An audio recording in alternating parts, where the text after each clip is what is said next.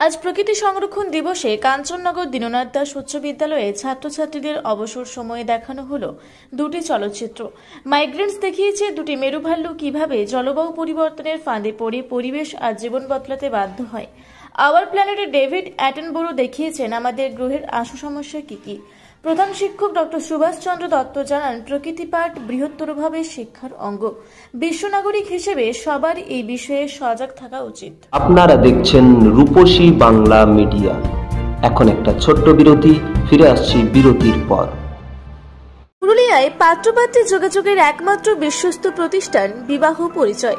আপনার মনের মতো জীবনসঙ্গী খুঁজতে আপনার পাশে রয়েছে বিবাহ পরিচয়।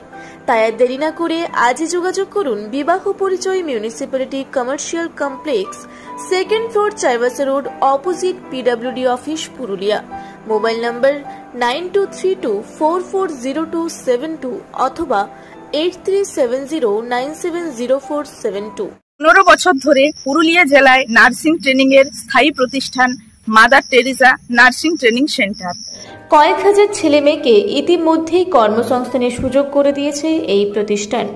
মাধ্যমিক, উচ্চ মাধ্যমিক ও কলেজ পড়ার সাথে সাথে নার্সিং ট্রেনিং নিয়ে নিজের জীবনকে সুনিশ্চিত করুন।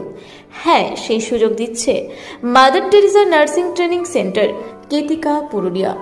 Mobile number 9932216133। ফিরে এলাম বিরতির পর। আপনারা দেখছেন রূপসী বাংলা মিডিয়া।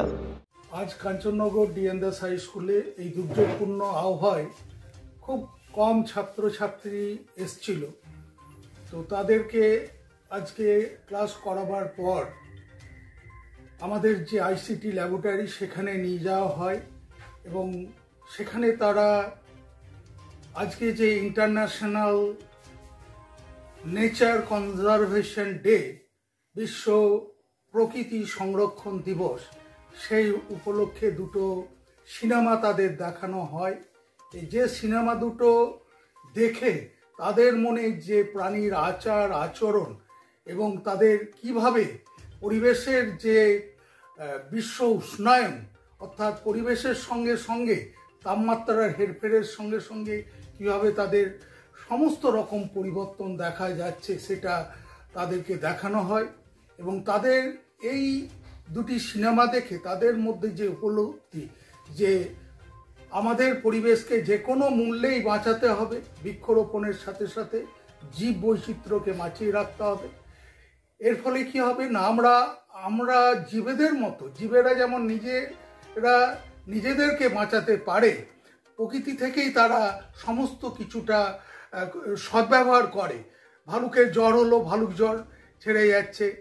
বিভিন্ন পাখির যে ইনফেকশন হচ্ছে সেটাকেও তারা সারাতে পারছে। কুকুরের শরীর খারাপ হচ্ছে, পথ কুকুর, তারাই গাছের পাতা খেয়ে বমি করে তাদের নিজেদেরকে সুস্থ করে ফেলছে। এই যে প্রাকৃতিক উপায়ে প্রকৃতি যে প্রাণীদেরকে সুস্থ করার ব্যবস্থা রেখেছে, যেটা মানুষ করতে পারে, তার একমাত্র উপায় হচ্ছে আমাদের যে কোনো মূল্যে বৃক্ষ থেকে শুরু করে নদী, পুকুর, নালা, সমুদ্র, সমস্ত দূষণ থেকে এদেরকে রক্ষা করতে হবে এবং প্রচুর পরিমাণে গাছ লাগাতে হবে।